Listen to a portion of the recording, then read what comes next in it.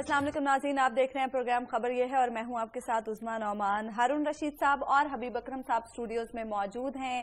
नाज़रीन, वज़ीर आज़म नवाज शरीफ कहते हैं बंदूक सिर्फ रियासत के पास होगी, एक्शन प्लान पर कराची से खैबर तक अमल होगा। वज़ीर आज़म ने एक्सपो पाकिस्तान 2015 का इफ्तिताह भी किया। वज़ीर आज़म के दौरे कराची के हवाले से हम आज के प्रोग्राम में गुफ्तगू करेंगे। आर्मी चीफ जनरल राहील शरीफ कहते हैं कोई गलतफहमी में न रहे, वर्किंग बाउंड्री और लाइन ऑफ कंट्रोल पर भारतीय जारहियत का भरपूर जवाब दिया जाएगा। DGISI की अमरीकी हुक्काम से मुलाकातों के हवाले से भी आज के प्रोग्राम में हम बात करेंगे। सेनेट इंतखाबात में हॉर्स ट्रेडिंग रोकने के लिए फैसला कुन इजलास आज होगा।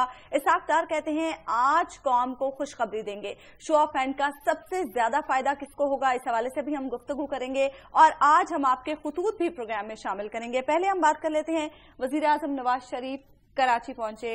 हारून साहब, पिछले कुछ अरसे से हम देख रहे हैं कि वजीर आजम काफी तवातुर से कराची के दौरे कर रहे हैं।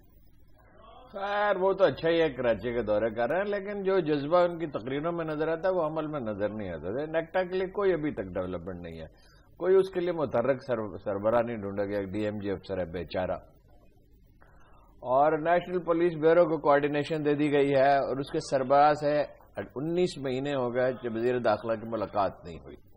उसके लिए अफसरों का इंतखाब भी नहीं किया जा सका।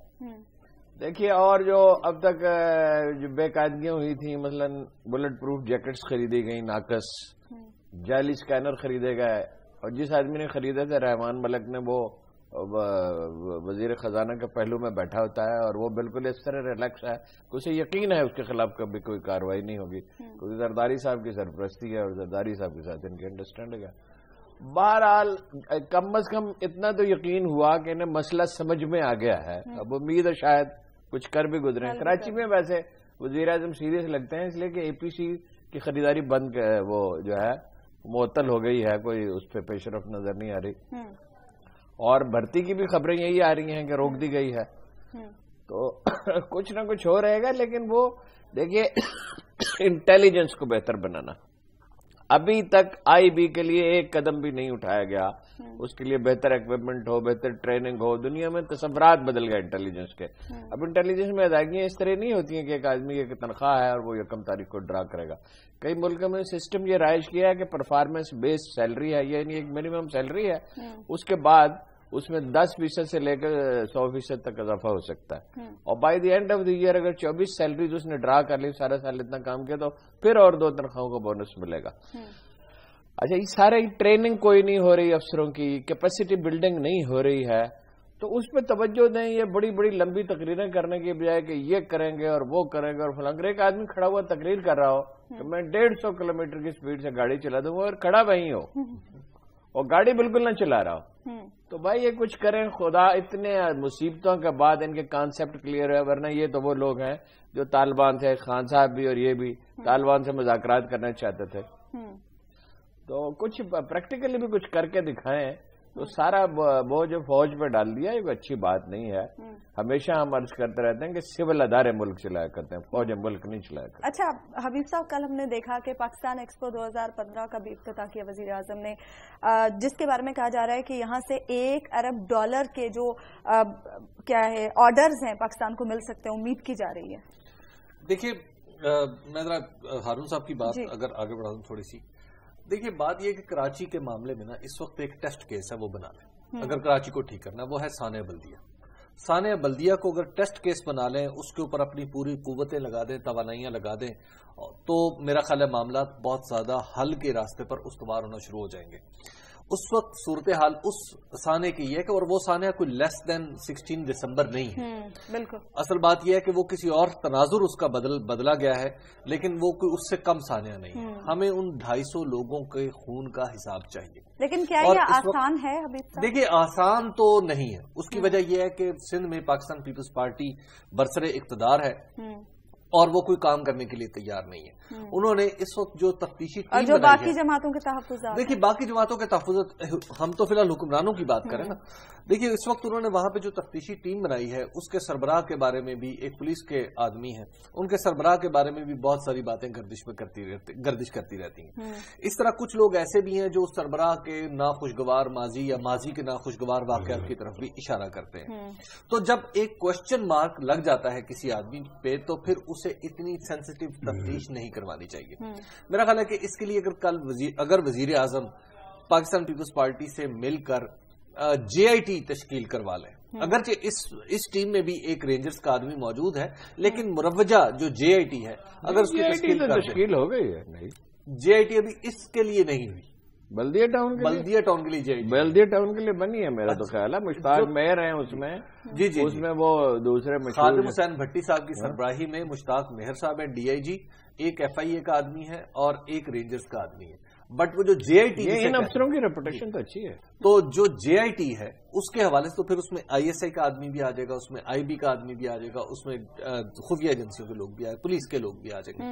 تو وہ جو JIT ہے اگر میرا خیال ہے کہ وہ طریقہ اختیار کر لیا جائے, ان معاملات کے لیے وزیر اعظم کو گائیڈ کون کرے؟ دیکھیں وزیر اعظم کو گائیڈ کون کرے, وہ تو خود بڑے سیانے آدمی ہیں, انہیں گائیڈ کرنے, اور پھر ان کے ارد گرد اتنے بڑے بڑے افسر موجود ہیں, کیونکہ وزراء کی تو وہ بات کم ہی سنتے ہیں, تو وہ افسروں کی بات سن لیں. افسروں کو تو پتا ہے سارا وہاں پہ معاملات کیا چل رہے ہیں, تو لہٰذا ان کی بات سن لیں. اور دیکھیے جو آپ نے $1 ارب کی بات کی ہے نا, اس $1 ارب کے آرڈرز کے لیے ضروری ہے کہ کراچی کو پرسکون کریں. جب آپ کراچی کو پرسکون کر لیں گے, کراچی میں لوگوں کی آمد و رفت آسان ہو جائے گی, تو $1 ارب نہیں کئی ارب ڈالر کے پروجیکٹس جو آپ کو آرڈرز ہیں وہ مل جائیں گے. اس وقت صورتحال یہ ہے کہ ہمارے جو ایکسپورٹرز ہیں وہ کراچی میں میٹنگز نہیں کر سکتے, انہیں جانا پڑتا ہے اپنے بائرز کو, وہ اپنے خرچے پہ بلاتے ہیں دبئی میں انہیں ٹھہراتے ہیں, ان کے دیگر آرام و آسائش کا خیال رکھتے ہیں, پھر یہاں سے خود جاتے ہیں, اپنی ٹیم لے کے جاتے ہیں, بکسوں میں بھر کے لے کے جاتے ہیں اپنے جو آرٹیکلز ہیں, اور انہیں دکھاتے ہیں کہ جناب بتائیے ان میں سے آپ کو کون سا چاہیے. یہ ہے صورتحال. میں آپ کو عرض کروں کہ ایک دفعہ جب جو طارق اکرام صاحب تھے, EPB اس وقت ہوتا تھا جو TDAP ہے آج کل, اس کے سربراہ تھے, وہ ایک دفعہ مجھے بتانے لگے, کہتے میں ایک ایسے پروجیکٹ پہ کام کر رہا ہوں کہ کراچی ایئرپورٹ کے اوپر ہی ایک ایسی جگہ بنا دی جائے جہاں پر باہر سے لوگ آئیں, وہیں سے میٹنگ کریں اور وہیں سے واپس چلے جائیں. میں نے کہا جی آپ یہ اتنا پیسہ کیوں سرکار کا لگوانا چاہتے ہیں کہ لوگ آئیں چلے جائیں, آپ اپنا ملک کیوں نہیں ٹھیک کرتے؟ تو پھر وہ خود پریشان ہو گئے, کہتے ہیں ہاں اس طرح تو میں پورے ملک میں غلط تاثر پھیلا دوں گا, پوری دنیا میں غلط تاثر پھیلا دوں گا, لوگ کیا سوچیں گے, ٹھیک ہے دبئی میں ہو جائے, میں کیا کر سکتا ہوں اس سے زیادہ. ایئرپورٹ کون سا محفوظ ہے؟ دیکھیے کراچی کو محفوظ بنانا بنیادی شرط ہے. ہارون صاحب آپ کیا کہتے ہیں اس پر؟ نہیں, کراچی بہتر تو ہوا ہے پہلے سے, اس میں کوئی شبہ نہیں, لیکن دیکھیے ریزرویشنز کے ساتھ نہیں ہوتا. یہ ایک سے زیادہ دفعہ واقعہ میں بیان کر چکا ہوں, لیکن تاریخ سے اگر کوئی موضوع مثال ملے تو اسے دہرانا چاہیے. ہارون رشید کے زمانے میں دمشق کے نواب میں 2 قبائل میں بڑی خونریز جنگ ہوئی, اور وہ بار بار بھڑک اٹھتی تھی, بار بار اسے بجھایا جاتا تھا, بار بار بھڑک اٹھتی تھی. اس نے ایک کمانڈر کو بھیجا, دوسرے کو بھیجا, تیسرے کو بھیجا, لیکن کوئی نتیجہ نہیں نکلا. آخر کار وہ خود روانہ ہوا بغداد سے لشکر لے کر, اور اس وقت تک نواح دمشق میں رہا جب تک ایک ایک مجرم کو سزا نہیں دے دی گئی. جو لوگ قتل کے مستحق تھے وہ پھانسی پہ لٹکا دیے گئے, کچھ لوگوں کو دوسری سزائیں دی گئیں, کچھ کی جائیدادیں ضبط کی گئی. 1200 سال گزر چکے ہیں اور دمشق میں اس کے بعد وہ فساد نہیں ہوا کبھی بھی. دیکھیے یہ جو ریلیکٹنس کے ساتھ آپ فیصلے کرتے ہیں نا جی, کہ کچھ فیصلے کرنے ہیں, کچھ سیاسی مصلحت کا خیال رکھنا ہے, وزیر اعظم صاحب ہی ذمہ دار ہے کراچی کی صورتحال کے ایک لحاظ سے. دیکھیے جب 95 کے آپریشن میں 7 مہینے میں مکمل امن قائم ہو گیا تھا, 300 آدمی ہر مہینے مرتے تھے اور بوریوں میں لاشیں ملتی تھی, اور اس آپریشن کے بعد نصیر اللہ بابر اور ڈاکٹر شعیب سڈل کو اس کا کریڈٹ دیا جانا چاہیے, مکمل امن قائم ہو گیا, اور اس کے بعد حکومت بدلی تو 2 واقعات ہوئے. پھر جتنے لوگ مرے تھے ٹیررسٹ تھے, وہ ٹیررسٹ بیانڈ ڈاؤٹ, ان کے ورثاء کو کمپنسیشن دی گئی, اور جتنے پولیس افسر اس میں انوالو تھے 200 کے لگ بھگ سب کے سب قتل کر دیے گئے. کیا ریاست کے لیے یہ شرم کی بات نہیں ہے کہ ان پولیس افسروں کے قتل کی کبھی تفتیش نہیں کی گئی؟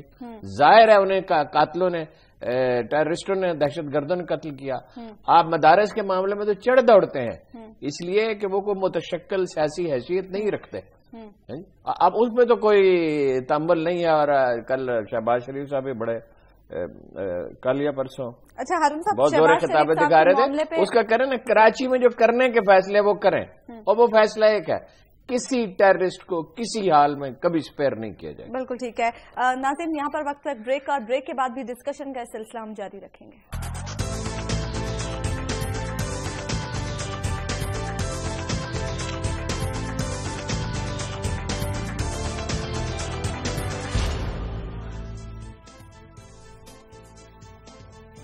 वेलकम बैक नाज़रीन। ब्रेक पर जाने से पहले हम बात कर रहे थे कराची की सूरत हाल के हवाले से और वज़ीर आज़म मियां मोहम्मद नवाज शरीफ के दौरे कराची के हवाले से। हबीब साहब, आप कुछ कहना चाह रहे थे? मैं अर्ज करना चाह रहा था कि अभी हारून साहब ने जिन अफसरों की मौत के बारे में बात की, शहादत के बारे में बात की, बल्कि बेईमाना कत्ल के बारे में बात की, उनमें से अक्सरियत जो थी वो जनरल परवेज मुशर्रफ के दौर में मारे गए थे। अच्छा।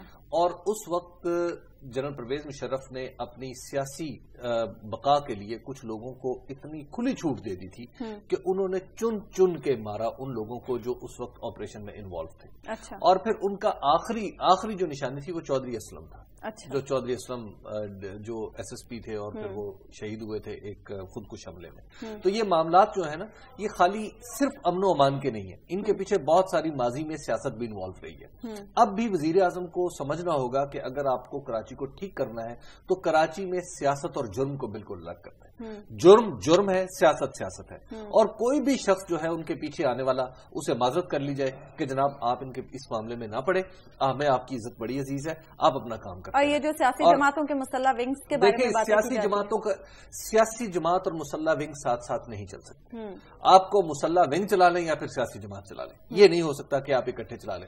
और उसके साथ साथ फिर हमारे वजीर आजम को कुछ दीगर चीजों पर भी ख्याल रखना चाहिए, खास तौर पर अपनी वजारत दाखिला पे।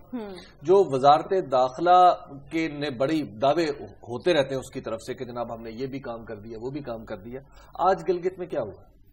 आप गिलगित का जेल टूटा है और वहां से लोग जो है कैदी फरार हो गए हैं, 2 सजाए मौत के कैदी। और उनमें कहा जा रहा है एक ऐसा आदमी है, और अब से थोड़ी देर पहले नांगा पर्वत एक ऐसा आदमी है जो नांगा पर्वत मुलविस है। और फिर वजारत दाखिला के बारे में वो आपको वो जो जुल्फकार चीमा साहब का कॉलम आजकल बड़ा गर्दिश में है कि जो एक आला अफसर, बल्कि अब तो बात आ रही है कि सेक्रेटरी दाखिला के ऊपर इल्जाम है कि वो national police bureau, national police foundation से उन्होंने एक प्लॉट हथिया लिया 5 करोड़ का और एक ही दिन में लिया और एक ही दिन में बेच दिया। अच्छा। अब ये मामला भी चल रहा है। तो मेरा ख्याल है कि उस तरफ भी तवज्जो करनी चाहिए। हमारे जो कानून नाफिज करने वाले इदारे हैं उनके अंदर स्ट्रक्चर में कुछ लोग ऐसे बैठे हैं जिनके ऊपर उंगलियां उठ रही हैं। वही हारून साहब वाली बात की तकरीर नहीं करनी, अब अमल करके दिखाएं, अमल करके दिखाना। अच्छा हारून साहब, आर्मी चीफ जनरल राहील शरीफ कल पहुंचे सियालकोट, उन्होंने वर्किंग बाउंड्री का भी जायजा लिया और साथ ही साथ कंट्रोल लाइन में, और साथ ही साथ उन्होंने एक बड़ा मैसेज भी दिया है कि कोई गलतफहमी में ना रहे, भारतीय जारहियत का हम भरपूर जवाब देंगे। यह भारतीयों को बड़ी मुगालता हो गया था। पाकिस्तान की सूरत हाल चूंकि खराब थी, हम टेररिज्म का शिकार थे बलूचिस्तान में और कबायली इलाके में, और उसमें ज़ाहिर इंडिया का अमल दखल भी है। तो वो उन्होंने कहा कि सरहदों को गर्म रखा जाए। उधर अफगानिस्तान में ज़ाहिर है वो दखील हो गया। तो भारत ये ख्वाब देख रहा था कि पाकिस्तान को सैंडविच कर देगा। इधर से खुद उनकी अपनी फौजें हैं, उधर अफगान इंतजामिया में उनका अमल दखल था। जनरल राहील ने एक बड़ी आला टेक्निक इस्तेमाल की है, अभी तक उस पर मुबसरीन ने गौर नहीं किया, कि वो मुसलसल हरकत में रहे हैं। उन्होंने फौज में एक तो हम आहंगी पैदा की है, एक टेररिज्म के खिलाफ बेदारी पैदा की और ये कि एहसास पैदा किया कि आप कमजोर नहीं है। और वो इसी जज्बे के साथ अमेरिका गए, जहाँ 1 हफ्ते का दौरा था जो 2 हफ्ते में तब्दील हो गया। और उनकी बात बड़ी तवज्जो से इसलिए सुनी गई कि वो साफ और सीधी बात करते हैं, कोई भाम उन्होंने बरकरार नहीं रखा। जो अमरीकियों का एतराज था पसंदीदा और नापसंदीदा तालिबान का, वो उन्होंने दूर कर दिया और कार्रवाई की। और मेरा ख्याल है इंडिया को वो जो हमारी फौज का तर्ज अमल रहा, अगर उस पर गौर करें, एक तो ये कि भारतीय जारहियत के जवाब में नरमी नहीं बरती गई, लेकिन ये भी नहीं किया गया कि हुदूद से तजावुज किया जाए और को बड़ा मसला खड़ा कर दिया जाए। और दुनिया को भी ये पैगाम दिया गया कि इसको बर्दाश्त नहीं किया जा सकता। और मेरा ये ख्याल है कि ये उसी का नतीजा, एक तो ओबामा एडमिनिस्ट्रेशन के प्रेशर का नतीजा है, ये इसी का नतीजा है कि उन्हें बात करनी पड़ रही है। बात वैसे वो ये है कि बहाना उन्होंने बनाया सार का कि सारे ममालिक में जाएंगे, यानी ऐसी जो कहते हैं ना खसियानी बिल्ली खंबन नोचे, यानी खिफ्फत के साथ वो आ रहे हैं। और अब जो परसों उन्होंने बात कही वो ये है कि जी वो वजीर आजम से मेरी मुलाकात का बंदोबस्त किया जाए, सेक्रेटरी खारजा में एक मैसेज देना चाहता हूं, और ये है वो। अब इंडियन में ये एहसास नजर आ रहा है भारतीय एडमिनिस्ट्रेशन के रवैये में कि पाकिस्तान को दबाया नहीं जा सकता। चाहते वो हमसे क्या है, मुख्तसरन ये वो हमसे ये चाहते हैं कि पाकिस्तान की खारजा पॉलिसी इंडिया की मर्जी से तश्कील पानी चाहिए। ये तो नहीं हो सकता, तो पाकिस्तान सिक्किम या भूटान तो नहीं है। ये एटमी प्रोग्राम और ये मिसाइल जो है state of the art missile हमने इसलिए बनाए थे कि इंडिया की मर्जी से खारजा पॉलिसी तश्कील दी जाए। नवाबजादा नसरुल्लाह खान से एक दफा पूछा गया यूरोप के किसी दारुल हुकूमत में कि ये एटम बम आपने किस लिए बनाया है, تو انہوں نے کہا روزہ قیامت کے لیے نہیں بنایا. اچھا حبیب صاحب، ایک بات جو مجھے بڑی اچھی لگی اور یقیناً جو وہاں موجود لوگ آرمی چیف سے ملے ہوں گے ان کے لیے بھی بڑی حوصلہ افزا بات ہوگی. آرمی چیف ورکنگ باؤنڈری اور لائن آف کنٹرول کے آس پاس جو لوگ رہتے ہیں جن دیہاتی علاقوں میں ان کے پاس گئے اور ان کے حوصلے کو سراہا کہ ایسی سچویشن میں بھی وہ لوگ وہاں پر رہ رہے ہیں، سروائیو کر رہے ہیں. یقیناً یہ بڑی اچھی بات ہے کہ آرمی چیف کی جانب سے جا کے ان سے ملاقات. دیکھیں، آپ کی طرح مجھے بھی آرمی اور آرمی چیف کی اکثر باتیں اچھی لگتی ہیں اور میں ان پہ خوش ہوتا ہوں، جس طرح سارے لوگ وہ خوش ہوئے جن کے پاس آرمی چیف خود گئے. دیکھیں، اس دورے کی ٹائمنگ جو ہے نا، دس از ویری امپورٹنٹ. آپ بھارتی سیکرٹری خارجہ کی آمد سے صرف 3 دن پہلے جب ہمارے چیف ورکنگ باؤنڈری کا دورہ کریں اور وہاں پہ کہیں کہ بفٹنگ رسپانس دیا جائے گا، یعنی ٹٹ فار ٹیٹ ہوگا، منہ توڑ جواب دیا جائے گا، تو اس کا مطلب کچھ ہوتا ہے. یہ ایسے ہی نہیں ہے کہ ون فائن مارننگ انہوں نے کہا کہ چلو سیالکوٹ چلتے ہیں، ایسا نہیں ہے. اس کا کچھ میننگ ہے، بٹ نو اسپیکولیشن. بات یہ ہے کہ اب سیکرٹری خارجہ آ رہے ہیں تو میرا خیال ہے کہ یہ یقیناً یہ جو دورہ ہوگا سیالکوٹ کا، اس میں پولیٹیکل گورنمنٹ بھی انوالو ہوگی، پولیٹیکل گورنمنٹ کے ساتھ ٹائمنگ سیٹ کی ہوگی. یہ اتنی امپورٹنٹ بات ہے کہ اب اس کا فائدہ اٹھانا چاہیے. گورنمنٹ نے ایک میسج دیا ہے بذریعہ chief of army staff strength کا، مضبوط ہونے کا.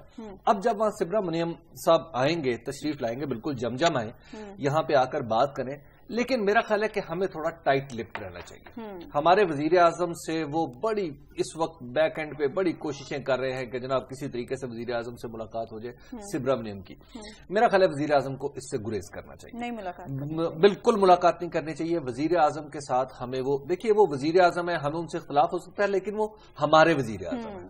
جب ہمارا وزیر اعظم دلی گیا اوتھ ٹیکنگ پہ، جب ان کی انوگریشن تھی نریندر مودی کی، تو اس وقت سارک کے دیگر ممالک کے ساتھ ہمارے وزیر اعظم کی ملاقات ہوئی نریندر مودی سے. ہمیں یہ خیال رکھنا چاہیے کہ یہ سلوک ہمیں ٹھیک ہے برا نہیں لگا تو ہمیں اچھا بھی نہیں لگا. ہم سمجھتے ہیں ہمارا وزیر اعظم اس سے زیادہ عزت کا ایسی بہت ساری باتیں ہیں جو ہمیں بھولنی نہیں چاہیے. جی، تو ہم یہ سمجھتے ہیں کہ جب سیکرٹری خارجہ آ رہا ہے اور وہ سارک کا دورہ کرتے ہوئے یہاں پہ آ رہا ہے بھارتی، تو میرا خیال ہے وزیر اعظم کو اس سے ملاقات نہیں کرنی چاہیے. زیادہ سے زیادہ ہمارے وزیر خارجہ جو ہیں یا مشیر خارجہ عرف وزیر خارجہ جو ہے وہ ان سے مل لیں اور انہیں جو بھی پیغام ہے، ہمیں ان کے اوپر اعتماد ہے سرتاج عزیز صاحب پر، طارق فاطمی صاحب پر، کہ جناب جو وہ سبرامنیم صاحب انہیں پیغام دیں گے وہ وزیر اعظم تک پہنچا دیں گے. تو ہمیں تھوڑا ٹائٹ لپٹ رہ کے بات کرنی چاہیے. دوسری، ہماری وزارت خارجہ جو ہے نا تھوڑی سی زیادہ اچھلتی کودتی نظر آ رہی ہے، جیسے وہ چھج پتاسے ونڈا اج قیدی کر لیا ماہی نو. جس طرح کے الزامات، جس طرح کے بیانات آ رہے ہیں وزارت خارجہ کے کہ جناب ہم وہ یہ بھی ڈسکس کریں گے، وہ بھی ڈسکس کریں گے، یوں بھی بات کریں گے، وہ بھی بات کریں گے. یار آپ کیا بات کر رہے ہیں؟ آپ کیا بات کر رہے ہیں؟ وہ سیکرٹری ہے، وہ سیکرٹری خارجہ ہے. ایسا نہیں ہے کہ وزیر اعظم نریندر مودی آ رہے ہیں تو آپ ان کے سامنے سارے مسائل حل کر لیں گے اور یہ کر لیں گے وہ کر لیں گے. آپ کیوں قوم کی توقعات بڑھا رہے ہیں؟ مسئلہ یہ ہے کہ انڈیا کی بات آتی ہے تو ہماری وزارت خارجہ میں کچھ کھلبلی سی مچی ہوئی لگتی ہے. مطلب آئی ایم سوری ٹو سے، مجھے آج جو بیانات چھپے ہوئے ہیں تسنیم اسلم صاحبہ کے، مطلب بہت اچھا تھا اگر وہ خاموش رہتی اس معاملے پہ اور وہ اس دورے کو ایک روٹین کا دورہ قرار سمجھیں. ہمیں اس سے کچھ زیادہ توقعات لگانے کی ضرورت نہیں ہے. ٹھیک ہے ناظرین، ڈسکشن کا سلسلہ ہم جاری رکھیں گے، لیکن یہاں پر وقت ہوا ایک بریک کا.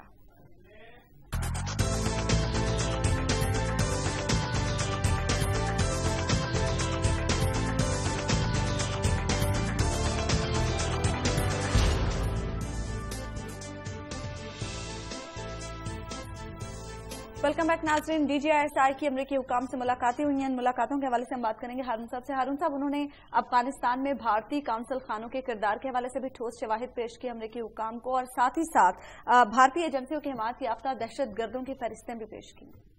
دیکھیے، بھارتیوں سے ایک بڑی غلطی ہوئی اس اسنا میں جب ہم بھی حماقتوں کا ارتکاب کر رہے تھے. انہیں صرف 9 قونصل خانے نہیں ہیں، 9 فرنٹ آفس بھی ہیں. ان کے کو 18 دفتر ہیں. ظاہر ہے یہ ویزے جاری کرنے کے لیے نہیں بنایا گیا. ویزے لے کے افغانستان سے آتا کون ہے؟ شاہز و نادر ہی کوئی ویزا لے کے آتا ہے اور اس کی ضرورت نہیں ہے اتنے دفاتر کی. تو وہ ٹیررسٹوں کے ساتھ رابطے میں تھے. پھر یہ کہ را کے جو ہیں آفیسرز وہ قبائلی علاقوں میں دہشت گردوں کے ساتھ آزادانہ گفتگو کر رہے تھے اور اس وقت کسی کو خیال نہیں آیا کہ سب کچھ ریکارڈ ہو سکتا ہے. اس میں اس طرح کی گفتگو ہے کہ تمہارا اسلحہ بند کر دیں گے اور پیسے بند کر دیں گے.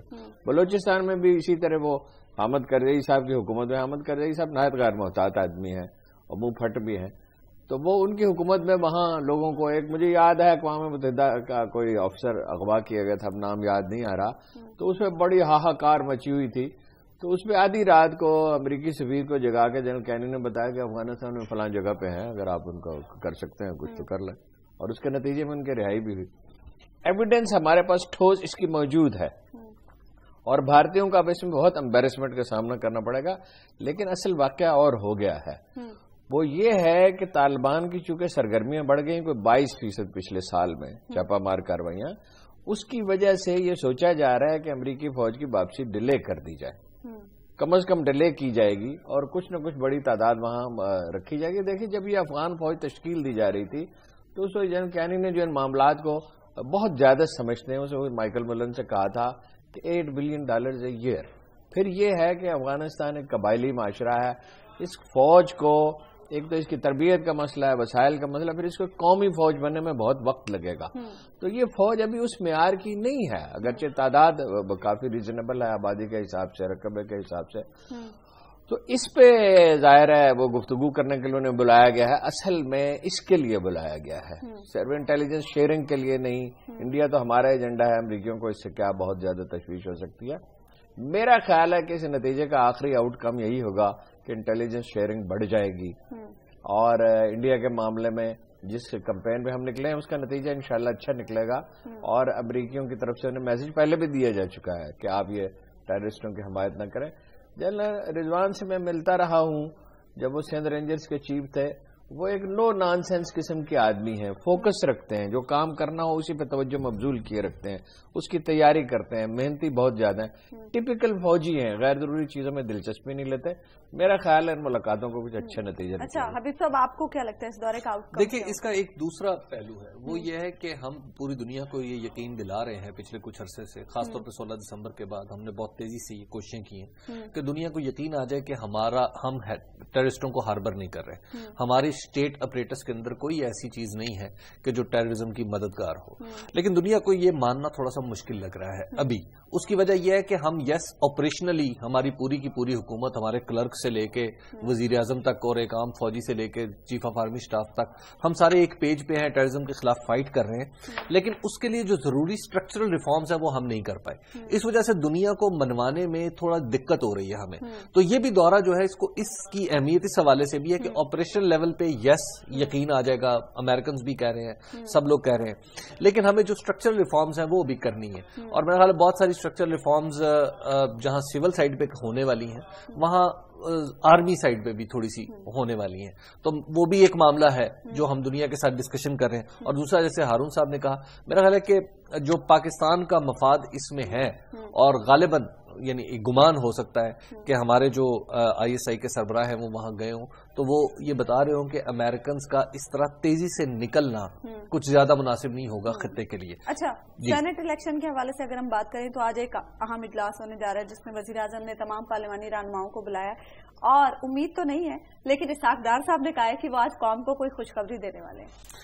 دیکھیے خوشخبری کیا ہوگی؟ خوشخبری یہ ہوگی کہ PTA پارلیمنٹ میں چلی جائے گی، ایک آئینی ترمیم منظور ہو جائے گی. بڑا واقعہ ہے نا یار، چلی جائے گی. آپ عمران خان سے نہیں، میں جو عرض کرنا چاہتا ہوں ایک آئینی ترمیم ہو جائے گی، آئینی ترمیم پہ ایک جو ساد ہو جائے گا سب کا. دیکھیے میں یہ سمجھتا ہوں کہ اگر آئینی ترمیم جیسا کہ کہی جا رہی ہے کہ شو آف ہینڈ ہوگا یا پھر بیلٹ پیپر کے اوپر نام ہوگا، یہ آئینی ترمیم پاکستانی جمہوریت کی بدترین مثال بن کے سامنے آئے گی. اس کے منہ پہ ایک تمانچہ ہے، اور تمانچہ ہی لگنا چاہیے. اور دوسری بات یہ ہے کہ مجھے یوں لگتا ہے خدا نخواستہ کچھ عرصے پہلے ہارون صاحب نے خبر دی تھی کہ کچھ کوارٹرز جو ہیں وہ پریشان ہے حکومتی پرفارمنس سے. اور یہ جو ترمیم اگر یہ ہو گئی تو یہ چارج شیٹ کا شک نمبر 1 ہوگا. اچھا جی ہارون صاحب، آپ کو کیا لگتا ہے؟ چارج شیٹ تو ان کے خلاف پہلے ہی بہت موجود ہے. یہ مجھے لگتا ہے کنونسنگ بھی بات ہے ان کی بات لگی کہ چارج شیٹ تو ہوگی نا. یہ کہیں گے کیوں، یعنی یہ کیا کہہ رہے ہیں اس ترمیم کے ذریعے کہ ہم چور اور ٹھگ ہیں، ہم پہ اعتبار نہ کیا جائے ہمارے لوگوں پہ، اور ہم خود اپنے لوگوں پہ اعتبار نہیں کرتے.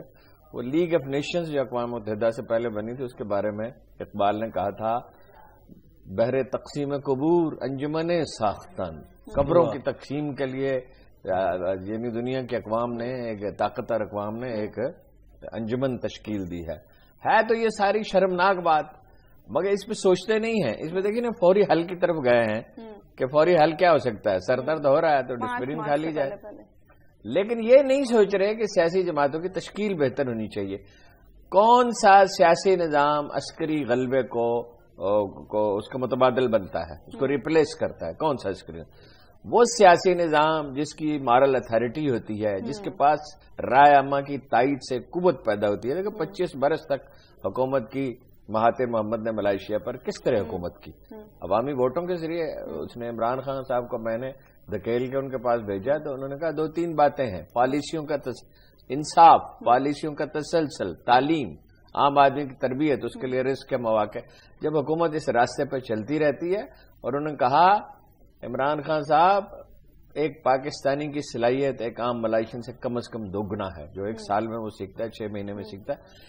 افسوس کہ ہمارے لیڈر نہیں سیکھتے. ہارون صاحب ایک بریک لینی ہے مجھے یہاں پر, اور بریک کے بعد بھی ڈسکشن کا سلسلہ جاری رکھیں گے.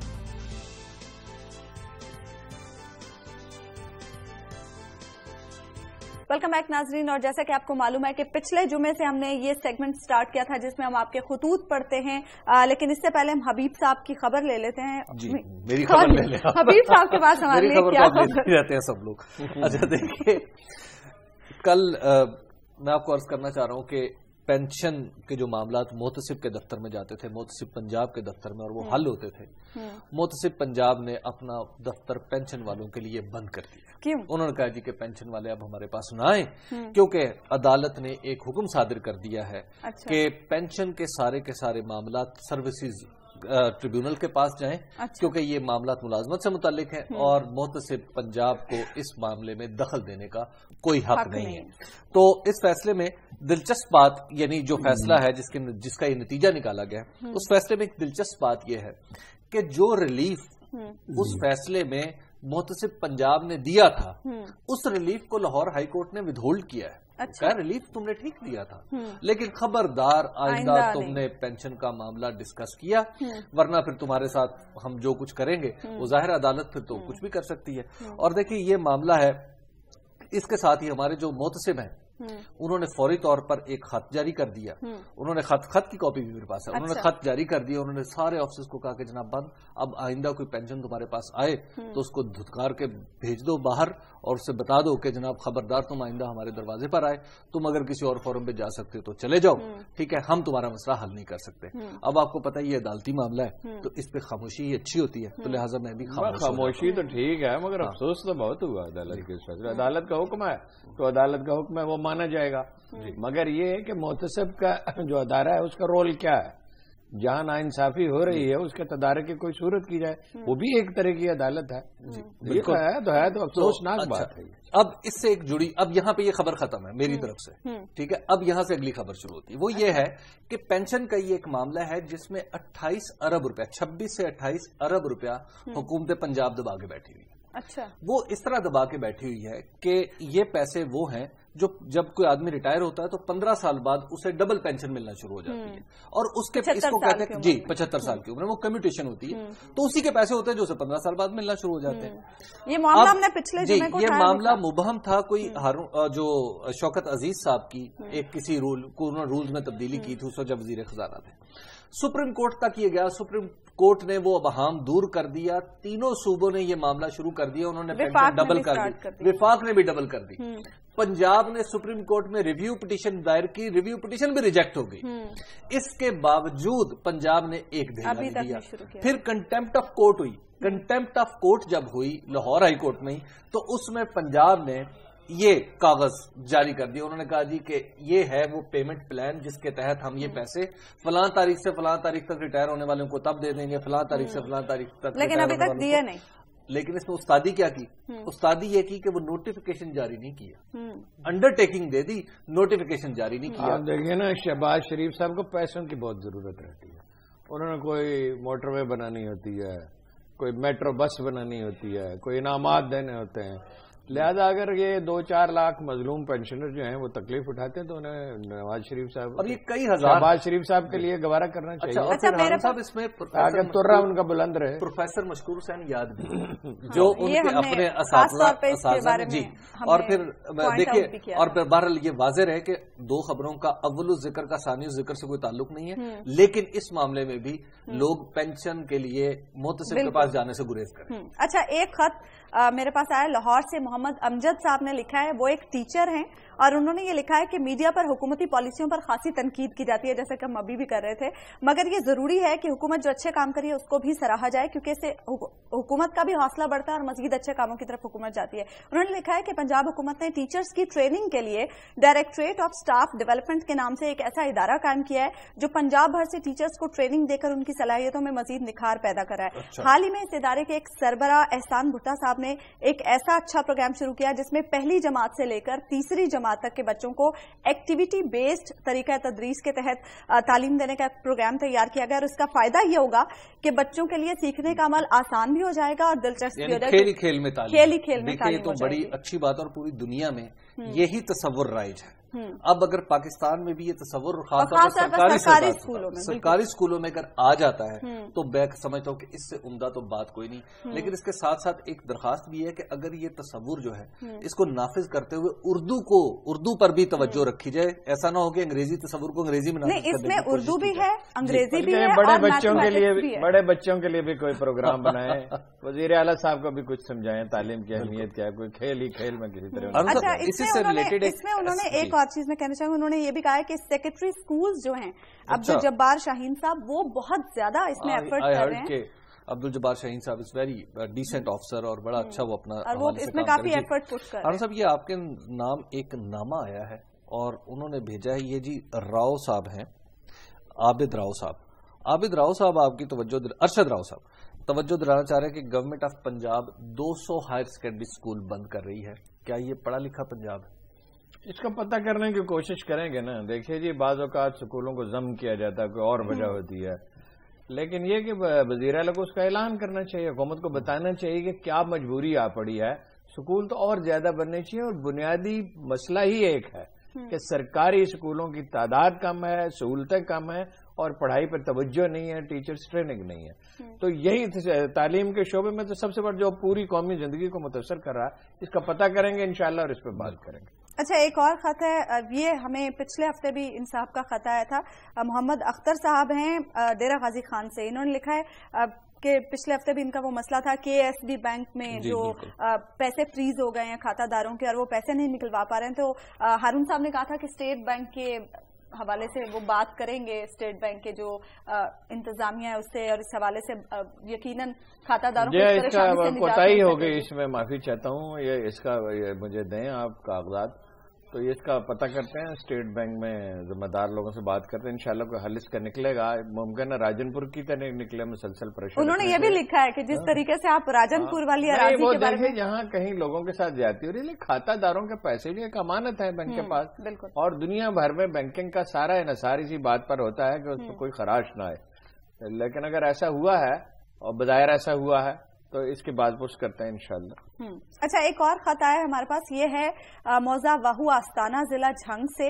ریٹائرڈ نائب صوبے دار ہیں سید سجاد حسین شاہ. انہوں نے لکھا ہے کہ وہ ایک ریٹائرڈ فوجی ہیں، اپنی زندگی کے 30 سال انہوں نے فوج کو دیے. 2008 میں انہوں نے فیصل آباد کے ایک علاقے میں ایک سوسائٹی میں 2 پلاٹ اپنے نام سے بک کرائے، اور یہ علاقہ جو ہے وہ سابق وزیر داخلہ، سابق وزیر قانون پنجاب رانا ثناء اللہ صاحب کا حلقہ انتخاب بھی ہے. انہوں نے تمام اقساط بھی ادا کر دی، لیکن سوسائٹی کی جانب سے کہا گیا کہ آخری قسط آپ تب ادا کریں گے جب آپ کو ہم پلاٹ ہینڈ اوور کرنے لگیں گے. لیکن پھر یہ ہوا کہ سوسائٹی کی جانب سے ایک نوٹس آ گیا، کیونکہ اب مہنگائی بہت زیادہ ہو گئی ہے، تو یا تو آپ اس کے مطلب جو آخری قسط آپ کو دینی ہے اس کے 4 گنا زیادہ ایک ساتھ ادا کریں، یا پھر آپ کا جو لیٹر ہے وہ منسوخ کر دیا جائے گا. اب وہ پریشان ہے اس بات پر کہ جب ایک ڈیلنگ ہوئی تھی کہ ہم اتنے پیسے، اس کا پتہ کرتے ہیں جی، سوسائٹی کا نام نوٹ کریں، رانا ثناء اللہ صاحب سیاسی طور پر جو بھی ہو معاملہ ان کا، لیکن اس طرح کی چیزوں میں وہ بھی کافی حل. اور بھی بہت سارے لوگ، یہ ریگولیشن نہیں ہونی چاہیے، ریگولیٹری باڈی نہیں ہونی چاہیے، یہ جو جھوٹی سچی اسکیموں کے نام پہ لوگوں سے پیسے لیتے ہیں. نہیں، رجسٹرار موجود ہے نہیں جی، وہ کام نہیں کرتے. یہ آپ نے ٹھیک یاد لائے، فیصل آباد کا رجسٹرار کون ہے پتہ کریں، اور اس ہاؤسنگ سوسائٹی کا بھی پتہ کریں. ابھی پروگرام پیر کو ہوگا جی اس وقت تک معلوم کیا جا سکتا ہے کہ انشاءاللہ اس کا بھی, کیونکہ ہمیں بہت سارے خطوط جو ہیں وہ اس حوالے سے آتے ہیں کہ لوگوں نے اب کسی سوسائٹی کو پیسے دیے ہوتے ہیں, انہیں پلاٹ نہیں ملتا, کہیں مکان نہیں ملتا, اس طرح کی چیزیں ظاہر ہے. لیکن اس کے لیے گورنمنٹ کو تھوڑا سوچنا چاہیے کہ کوئی ریگولیٹری فریم ورک ایسا بنا دے کہ لوگوں کے پیسے نہ پھنسیں, اور اگر کوئی جو بھی بلڈر ہے وہ بر وقت یا 19-20 کر کے ڈیلیور کرے چیزوں کو.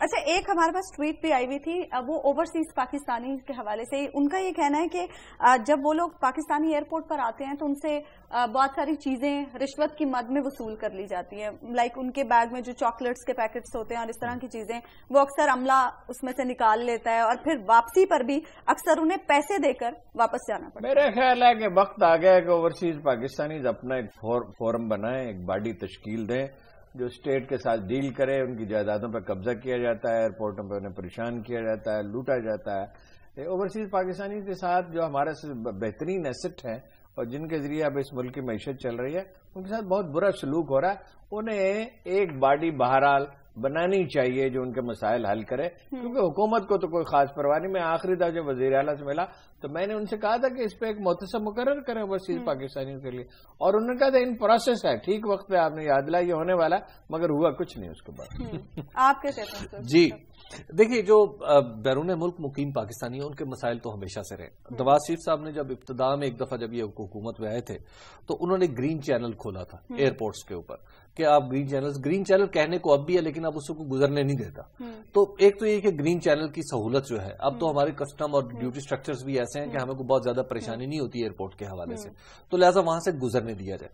دوسرا یہ ہے کہ ایک عمومی لوگوں کو, ہمارے جو خاص طور پر ایئرپورٹس پہ تعینات ہیں لوگ, ان کی ٹریننگ کی ضرورت ہے. انہیں یہ بتایا جائے کہ جو باہر سے آنے والا آدمی ہے, جو بیرون ملک مقیم پاکستانی ہے, وہ کتنا قابل عزت ہے.